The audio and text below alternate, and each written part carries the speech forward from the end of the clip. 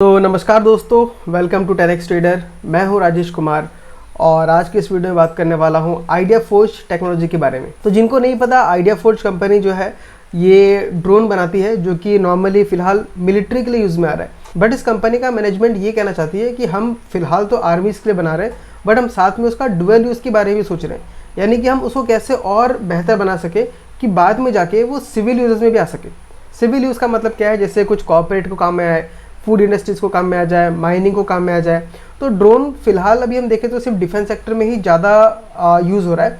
But आप सबको पता है कि जो कोई भी नया टेक्नोलॉजी आता है, पहले वो नॉर्मली मिलिट्री यूज़ करती है या फिर जो बहुत ही कॉम्प्लिकेटेड एक छोटा सा एक निश इंडस्ट्री होता है वहाँ पे यूज़ होता है। जब वहाँ पे बहुत कुछ इनोवेशन हो जाता है, उसके बाद उसको हम यूज़ करते हैं कमर्शियल पर्पसेस के लिए। जैसे मान लीजिए बहुत जगह आपने देखा होगा कि डिलीवरी ड्रोन से हो रहा है। आपको अगर मैपिंग करना है किसी कंट्री का, किसी जगह का, तो वो भी ड्रोन से कर सकते हैं। तो ड्रोन का अगर मैं यूजेस देखूँ तो फ्यूचर में बहुत ज़्यादा है, ग्रोथ बहुत ही ज़्यादा हो सकता है। और रिसेंटली आपने देखा जिस तरीके से यूक्रेन वार हुआ, इजराइल का वार हुआ, वहाँ पे ड्रोन का जो यूजेस है बहुत ज़्यादा बढ़ जा रहा है। और फ्यूचर में जो होने वाला है वार, वहाँ पे आपका आर्म्ड व्हीकल यानी पायलट वाला जो फ्लाइट्स रहता है वो बहुत ही कम होने वाला है। और अनआर्म्ड व्हीकल्स जहाँ पे पायलट की जरूरत नहीं पड़ती, वैसे व्हीकल का यूज़ ज़्यादा होने वाला है, क्योंकि उससे लाइफ का रिस्क बहुत ही कम हो जाता है। साथ ही काफ़ी कॉस्ट इफेक्टिव भी होता है और एरिया भी बहुत ही कम लेता है। मतलब कि छोटा सा एक ड्रोन है, मान लीजिए, वो आपको बहुत दूर तक जा सकता है।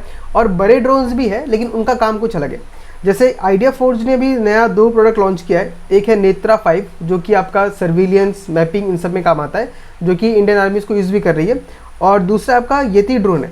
यति ड्रोन का मेन काम क्या है, जैसे आपको कुछ टावर बनाना है या कुछ चीज़ को लेके जाना है, तो मेन लॉजिस्टिक्स में, ट्रांसपोर्ट में काम करती है। कुछ सामान को लेके, पेलोड जिसको बोलते हैं, उसको लेके एक जगह से दूसरी जगह पे लेके जाना है। तो उन सब चीज़ों में यति जो है, जो ड्रोन का नाम है, ये काफ़ी अच्छा परफॉर्मेंस कर रही है। हालांकि अभी टोटली लॉन्च नहीं हुआ है, बट काम चल रहा है।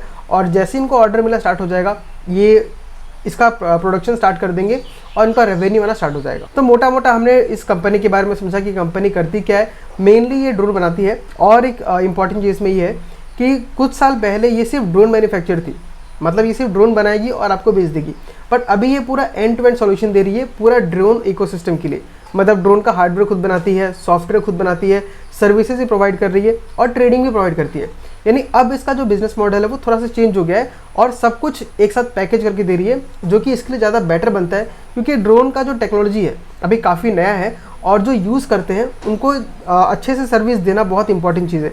तो सारी की सारी चीज़ अगर एक कंपनी खुद ही करेगी तो इसका कस्टमर का जो रिएक्शन है, जो कस्टमर से जो इनका रिलेशनशिप है, वो काफ़ी अच्छा हो जाएगा। और फ्यूचर में मान लीजिए अगर कोई कस्टमर आके मुझसे बाय करता है, आइडिया फोर्ज से कुछ चीज़ बाय करता है, तो रिलेशन काफ़ी लॉन्ग टर्म का बन जाएगा। क्योंकि काफ़ी कॉम्प्लिकेटेड चीज़ ये होता है, उसको यूज़ करना भी, इसका जो टेक्नोलॉजी है काफ़ी कॉम्प्लिकेटेड है।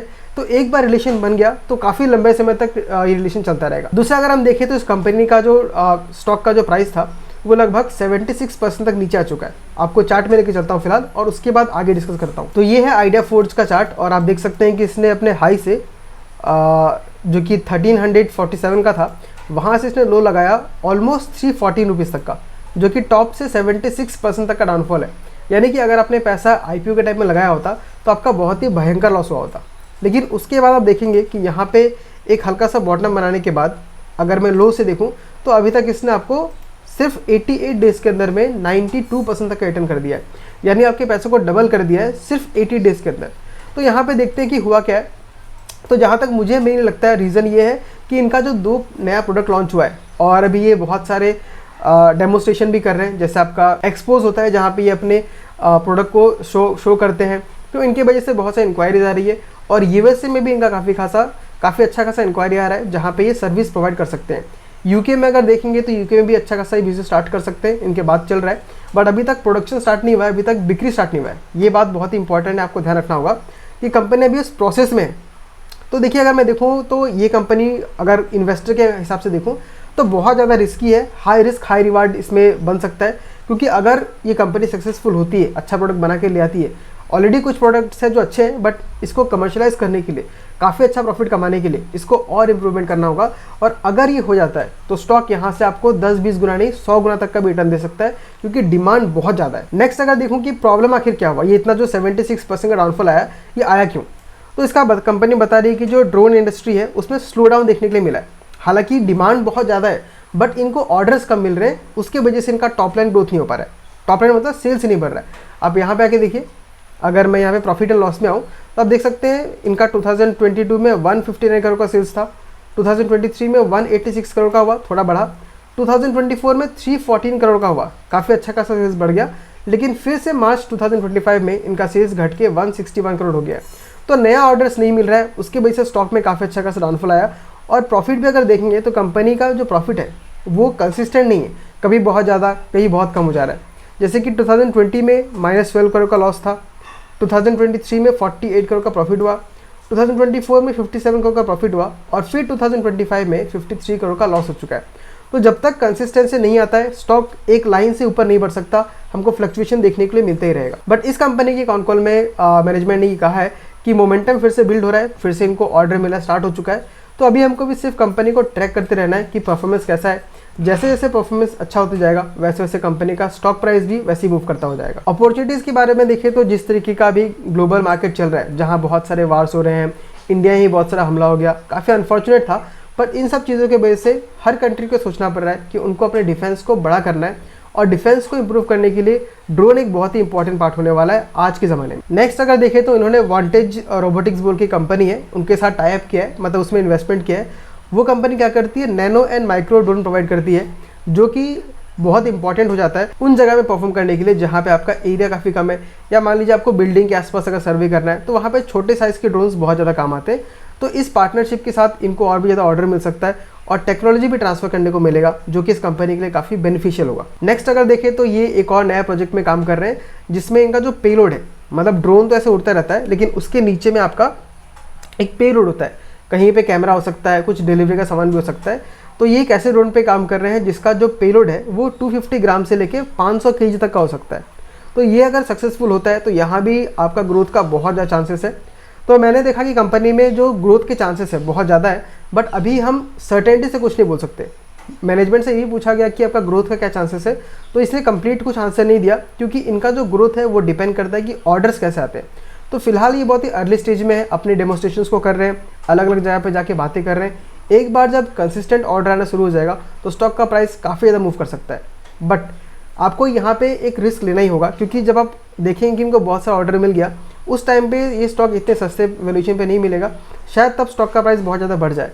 तो अगर इसमें आपको इन्वेस्ट करना है, आपको बिजनेस मॉडल सही लगता है, तो एक इनिशियल कैपिटल, छोटा सा कैपिटल इसमें अभी ला के रख दीजिए, क्योंकि जब ग्रोथ इसमें आएगा तो बहुत ही फास्ट मूवमेंट होगा, हमें सोचने का मौका भी नहीं मिलेगा। तो नेट इस कंपनी के बारे में वही था। अब अगर मैं अपना व्यूज़ इसमें दूं तो मुझे कंपनी का बिजनेस मॉडल काफ़ी अच्छा लगता है, मैं इसको ट्रैक करते रहूँगा, बट इसमें अभी पैसा डालने वाला नहीं हूँ। एक बार मुझे ग्रोथ दिखना शुरू हो जाए तो मैं थोड़ा थोड़ा ऐड करूँगा। और क्योंकि बिजनेस बहुत ज़्यादा रिस्की है तो इसमें मैं अपने पोर्टफोलियो का ओनली 1% ही एलोकेट करूँगा, उससे ज़्यादा एलोकेट नहीं करने वाला हूँ।